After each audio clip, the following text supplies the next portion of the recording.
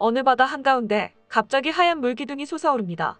그 물기둥에서 거대한 물체가 연기를 뿜으며 하늘을 향해 날아가는데요. 이 거대한 물체는 이번 7월 말에 해군으로 인도돼 3,000톤급 잠수함 도산 안창호함에 탑재돼 한국형 SLBM입니다. 이번 SLBM 발사 성공으로 우리나라는 세계에서 8번째 SLBM 개발국이 됐습니다. 이번 한국형 SLBM도 당당히 K가 붙은 KSLBM으로 불리는데 그 이유는 자체적으로 고난도 수중 발사 기술을 개발했기 때문입니다. SLBM 한 발을 쏘기 위해선 여러 가지 극복해야 할 문제들이 많습니다.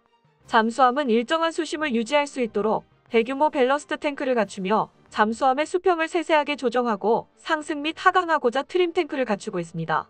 잠수함 부상 과정을 보면 함수의 트림 탱크에서 해수를 방출해 잠수함을 수면 방향으로 올린 다음 밸러스트 탱크의 해수를 방출해 부력을 높임으로써 수면 위로 부상합니다. 여기에 추가해 잠수함은 중량 보상 탱크를 갖추고 있습니다. 잠수함은 지속적으로 내부의 디젤 연료를 소모하며 잠수함의 오수 탱크를 비워내는 과정에서도 중량 밸런스가 어긋나게 되는데요. 특히나 중량이 톤 단위로 나가는 중어뢰나 SLBM을 사출시킬 경우 갑작스럽게 중량 밸런스가 변화하므로 중량 보상 탱크의 해수를 추가하는 방법으로 보상하게 됩니다. 이 때문에 국방과학연구소와 대우조선해양은 공동으로 KSLBM 발사를 위하여 가스스팀 혼합가스식 사출 발사 기술을 개발하였습니다. KSLBM의 부피와 중량은 공개되지 않았지만 SLBM이 수중에서 사출할 때 외력으로부터 미사일을 보호하는 수중용 캐니스터 중량을 합치면 거의 10톤에 근접할 정도로 무거울 가능성이 높습니다.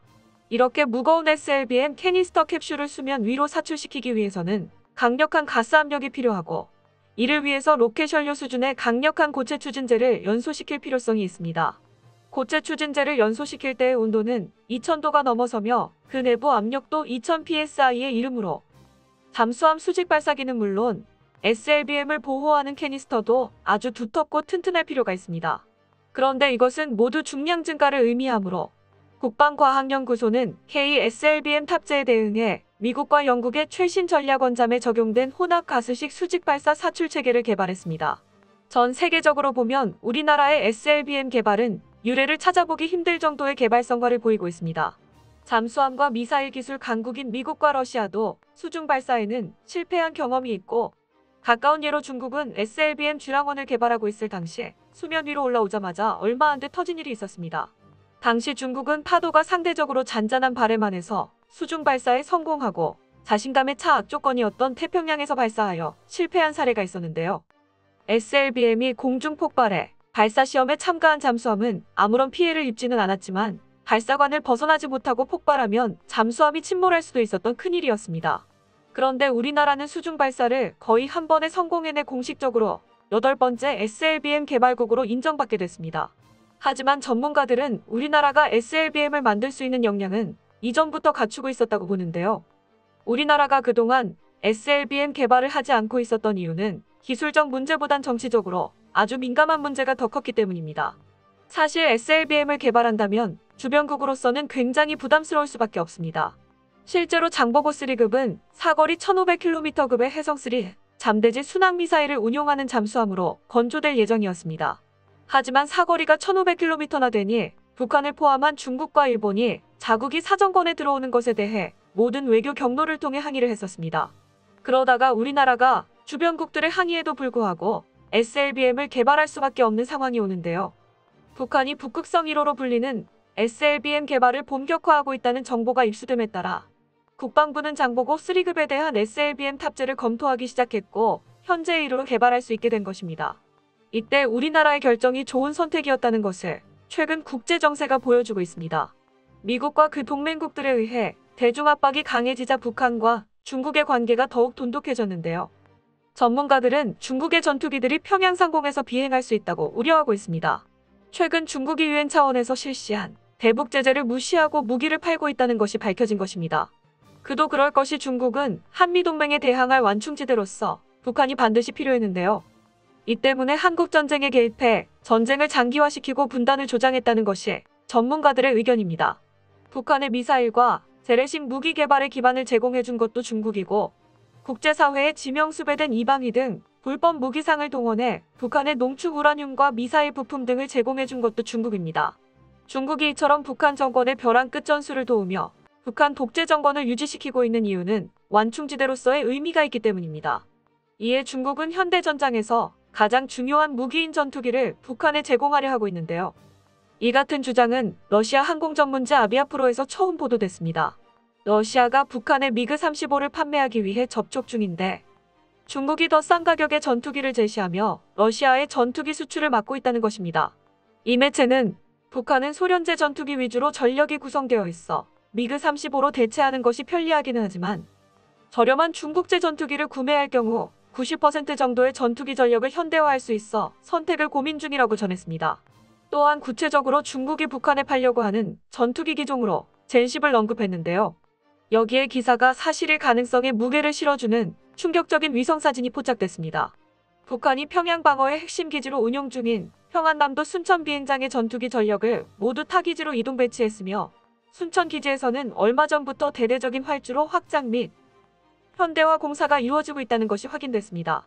위성 사진을 보면 전문가들은 북한 순천 비행장이 기존에 2500m급 활주로를 2800m로 확장하는 공사와 더불어 주기장 확장, 활주로 지반 강화 공사 등이 동시에 이루어지는 대대적인 개조 작업이 이루어지고 있다고 말하고 있는데요.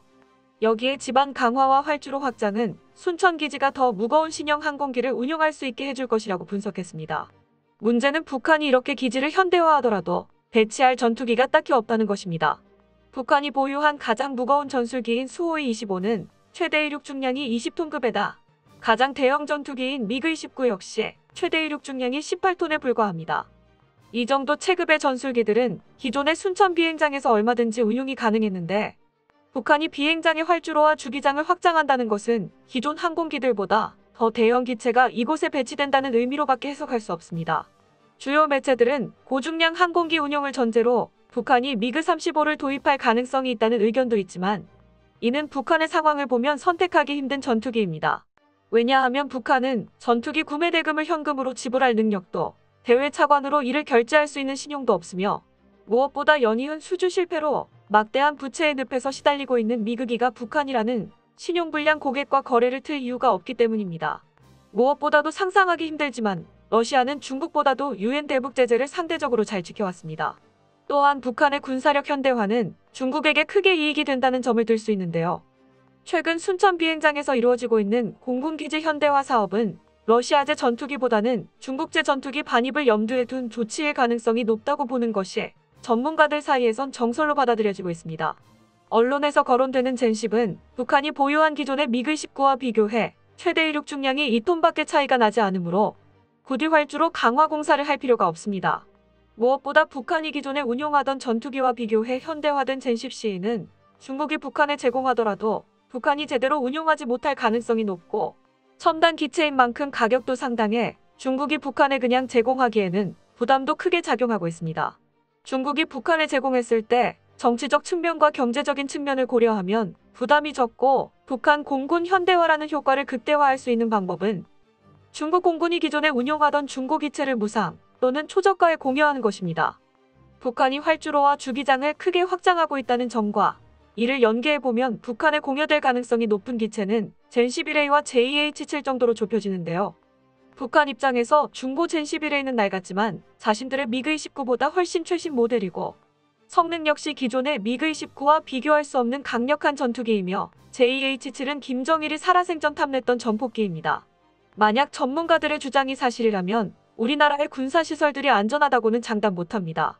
아무리 좋은 방공 능력이 있다고 하더라도 100%를 장담할 수 없어 다음 전략도 준비해야 하는데요. 그것이 바로 은밀성이 보장되는 잠수함에 탄도미사일을 탑재해 적의 군사시설을 한순간에 타격하는 것입니다. 만약 북한이 전투기를 이용하여 도발을 한다는 징후가 파악되면 우리나라는 새로 건설된 비행장에 SLBM 탄도미사일을 쏴 완전 무용지물로 만들 수 있습니다. 이것을 적들이 알고 있다면 쉽게 선제 공격이나 전쟁을 일으키기 힘듭니다. 이렇게 강력한 무기로 전쟁을 억제하는 원리가 바로 상호학 증폭의 원리입니다. 전쟁을 사전에 예방할 수 있는 방법이 되기도 하고 전쟁이 나서도 적국을 초토화시킬 수 있어 전쟁을 조기에 끝낼 수 있게 KSLBM이 도와줄 것인데요. 개발만으로도 큰 힘을 갖게 되는 KSLBM이 한반도의 평화를 지켜주길 바랍니다. 끝까지 시청해주셔서 감사합니다. 도움이 되셨다면 좋아요를, 다른 이야기도 궁금하시면 구독을 눌러주세요.